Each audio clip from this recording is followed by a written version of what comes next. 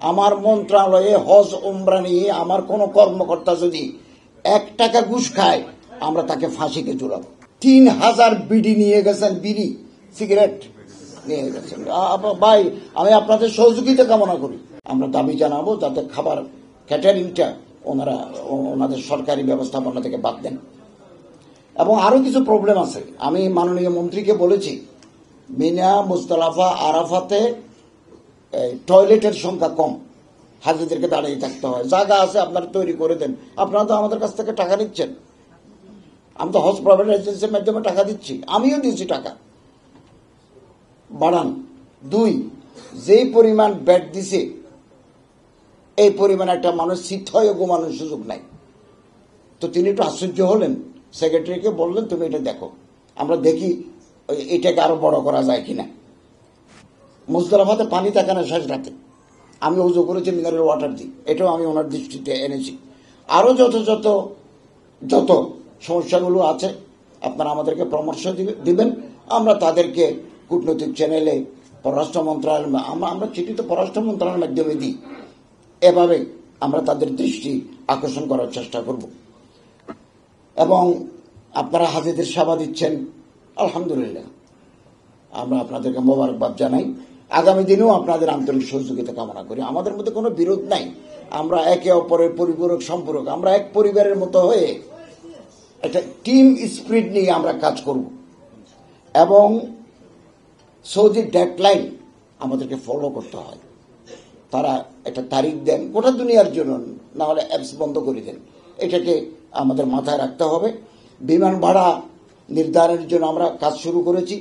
বিমানের সাথে যখনই কথা বলবো আমার হাবের প্রতিনিধি রাখবো, আপনাদের প্রতিনিধি রাখবো এবং ওপেন ডিসকাশন করব। আমার মন্ত্রণালয়ে হজ উমরা নিয়ে আমার কোন কর্মকর্তা যদি 1 টাকা ঘুষ খায় আমরা তাকে ফাঁসিকে ঝুলাবো। আপনারা আমাদেরকে বলবেন, আমার কোন স্টাফ যদি একেবারে হজ ক্যাম্প থেকে শুরু করে মিনিস্ট্রি পর্যন্ত কেউ যদি কোনো দুর্নীতির সাথে যুক্ত কোনো এজেন্সির কাছ থেকে টাকা নেয়, দে উইল বি পানিশড। আপনারা আমাদেরকে সহযোগিতা করবেন। 2, এবারের গেল হজে জর্দা নিয়ে গেছেন এজেন্সি, ঢাকা বিমানবন্দরের ওই স্ক্যানারকে ফাঁকি দিয়ে অথবা ইনকনভেন্স উদ্যোগ করাপ্ট অফিসিয়ালস, তারা জর্দা, তামাক সৌদি আরবে নিয়ে গেছেন, এটা জর্দা বিমানবন্দরে ধরা পড়ছে। আমরা বিব্রত হই, আমরা লজ্জিত হই। হাজি সাহেবদের প্যাকেট, হাজি সাহেব বলতেছে এগুলো এজেন্সিরা দিয়েছে। জর্দা, তামাক আমার বাংলাদেশের আইনে মাদক নয়, কিন্তু সৌদি আরবের আইনে এটা মাদক। একজন হাজি সাহেবের লাগেজের ভিতরে আপনি জর্দা দিবেন কেন? পয়সা অন্যভাবে আমরা কামাতে পারি না? এগুলো আমাদের বাংলাদেশের মর্যাদা, ভাবমূর্তি ক্ষুণ্ণ হচ্ছে। সবচেয়ে বড় কথা, 10 তারিখ